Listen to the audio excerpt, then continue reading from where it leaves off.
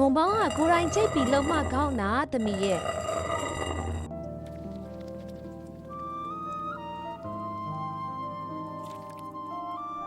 အနစ်ကိုရေးစင်အောင်ပြင်ရမယ်နော်သမီးဒါပြီးရင်တော့သမီးပေါင်းလိုက်နော် ဟုတ်မေသမီးပေါင်းတတ်တယ် ကဲပဲပြောရပြီနော်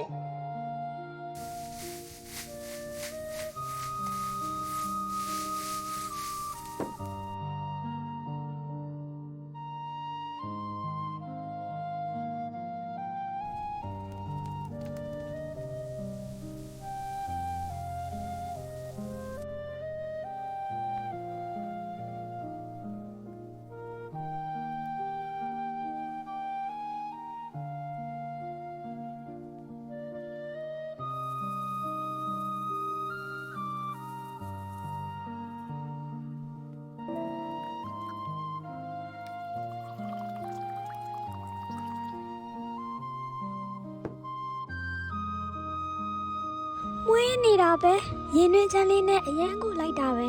စားကြပါအောင်ရှင်